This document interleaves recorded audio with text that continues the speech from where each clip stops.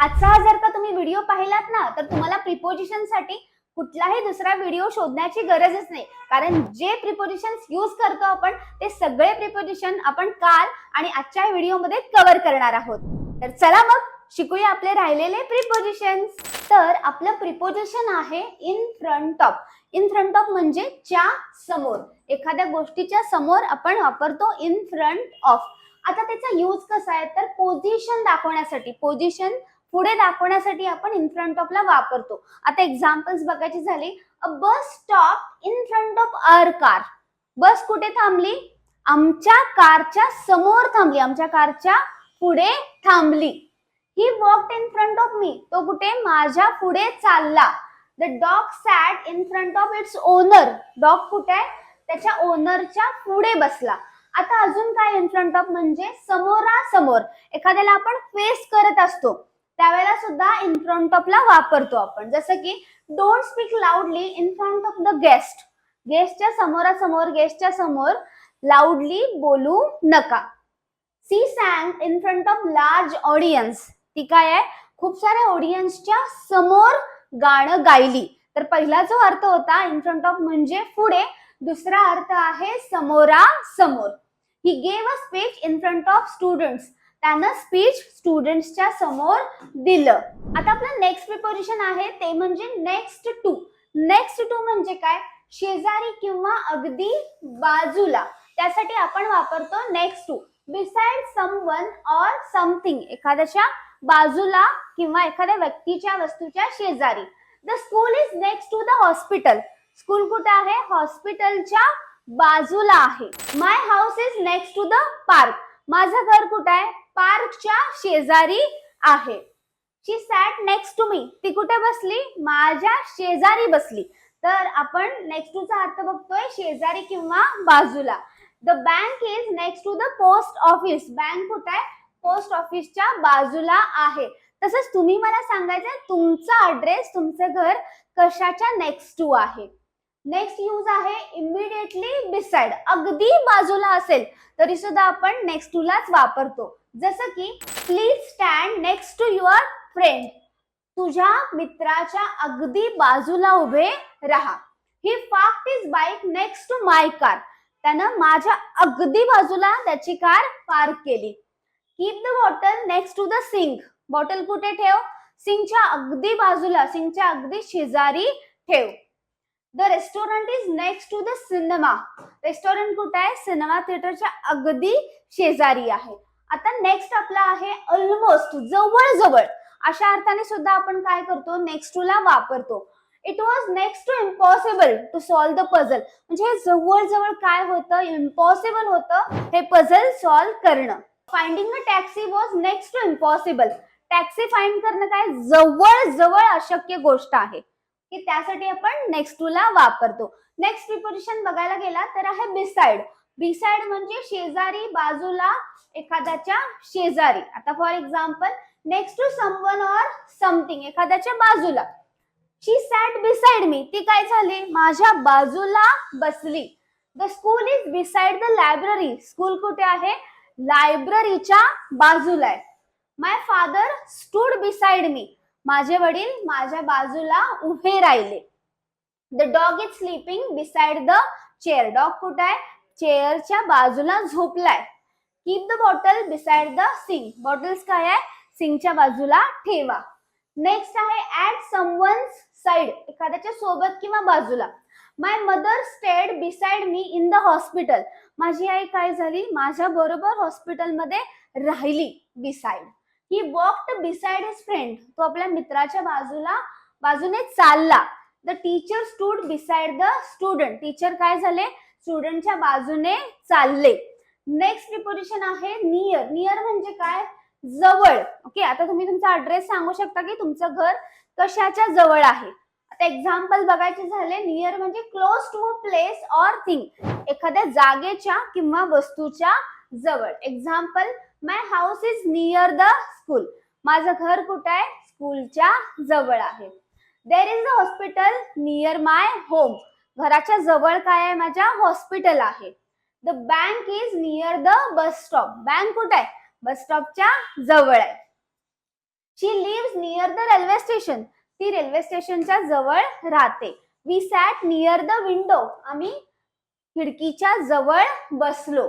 Next आहे almost, जवळजवळ. मगाशी आपण जे प्रिपोजिशन बघितलेलं ते सुद्धा ऑलमोस्ट जवळजवळ या अर्थाने वापरलेलं. नेक्स्ट नियर सुद्धा आपण जवळजवळ अर्थाने वापरतो. The project is near completion, project जवळजवळ पूर्ण व्हायला आलेला आहे. We are near the end of the lesson, आपण जवळजवळ ह्या लेसनच्या एंडला आलोय. The train is near the station, train कशी आहे, जवळजवळ आलेली आहे. नेक्स्ट आहे इनसाइड. आता इनसाइड म्हणजे काय, च्या आतमध्ये, आतच्या आत मध्ये. For example, the children are inside the classroom, children कुठे आहेत, क्लासरूमच्या आतमध्ये. चिल्ड्रन कुठे आहेत, क्लासरूमच्या आतमध्ये आहेत. She is inside the house, ती कुठे आहे, घराच्या आतमध्ये आहे.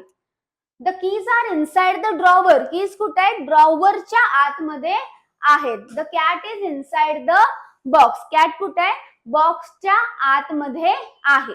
इनसाइड म्हणजे काय, च्या आतमध्ये. नेक्स्ट आहे विदिन अन ऑब्जेक्ट, एखाद्या वस्तूच्या आत असेल तरी सुद्धा आपण इनसाइडला वापरतो. For example, there is money inside my pocket, आता पॉकेटच्या आतमध्ये काय आहेत, पैसे आहेत. Keep the documents inside the file, documents कुठे ठेव, फाईलच्या आतमध्ये ठेव. The gift is inside the bag, gift कुठे, बॅगच्या आतमध्ये आहे. आता तुम्हाला निश्चितच कन्फ्युजन होईल की इन आणि इनसाइड दोन्हीही सिमिलरच वाटतात, तर त्यातला फरक काय आपण समजून घेऊया. इनसाइड म्हणजे स्पष्टपणे आतील भागावर भर, म्हणजे जवळजवळ काय आपण स्पेसिफिक सांगितलं की आतील भागातच आहे. The keys are inside the drawer, keys कुठे आहेत, पर्टिक्युलरली आत भागात आहेत. ओके, आता इन म्हणजे काय, आत. सामान्यतः आपण इनला वापरतो. The keys are in the drawer. Okay, similar आहे, पण इथं काय आहे, स्पेसिफिक आपण सांगितलेलं आहे, स्पष्ट केलेलं आहे आपण, हा फरक आहे. नेक्स्ट आहे आउटसाइड. आता आउटसाइड म्हणजे काय, नॉट इनसाइड अ प्लेस, आतील बाजूस नाही तर आता बाहेरील बाजूस. जसं की the children are playing outside the house, children काय करत आहेत, घराच्या बाहेर खेळत आहेत. Understood. She is waiting outside the office, ती ऑफिसच्या बाहेर वेट करत आहे. My car is parked outside the gate, माझी कार कुठे आहे, गेटच्या बाहेर पार्क केलेली आहे. इट्स रेनिंग आउटसाइड, बाहेर काय आहे, पाऊस पडत आहे.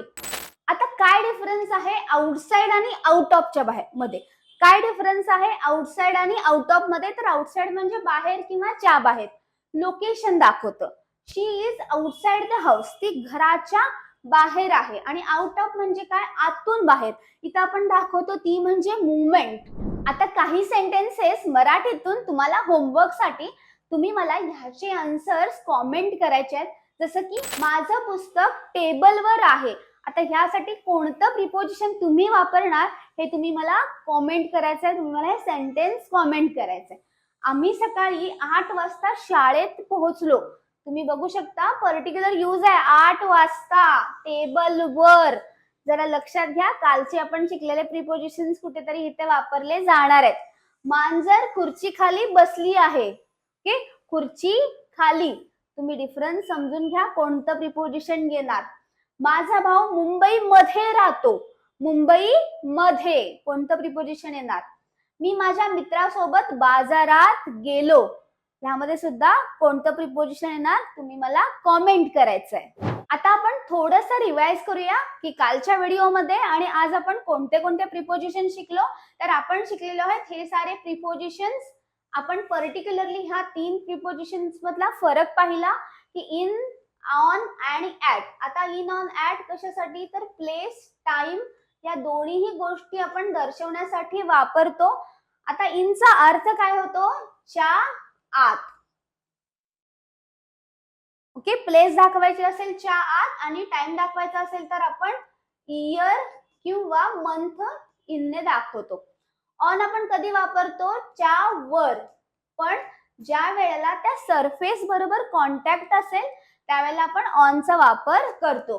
किंवा इथं आपण डेट सांगायला ऑनला वापरलेला आहे. ऍट कुठे वापरतो आपण, स्पेसिफिक ज्या वेळेला प्लेस असेल, स्पेसिफिक प्लेस असेल ऍटला वापरतो.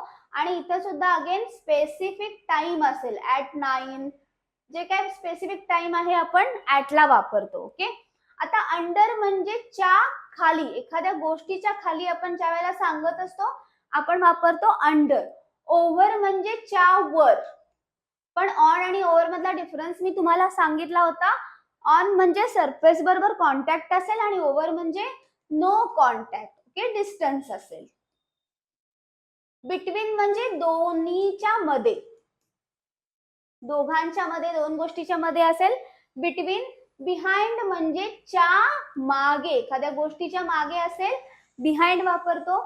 इन फ्रंट ऑफ हे जे आपण आज शिकलेले प्रिपोजिशन्स आहेत हे तर तुम्हाला कळालेलेच आहेत, माहितीच आहेत, तरी आपण रिवाइज करूयात.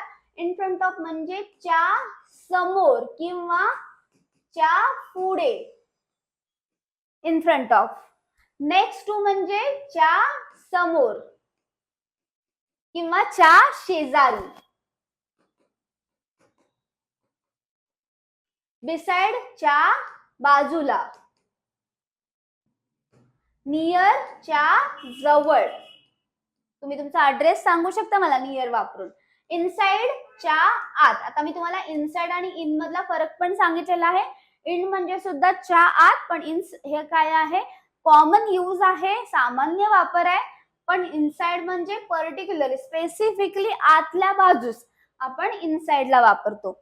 आणि आउटसाइड म्हणजे काय, च्या बाहेर, पर्टिक्युलरली बाहेर असेल त्यावेळेला आपण आउटसाइडचा वापर करतो. आजचा होमवर्क खूपच सोपा आहे. मला 5 वाक्यात प्रिपोजिशन वापरून वाक्य कॉमेंट करा, मी नक्की तिथे तपासेन.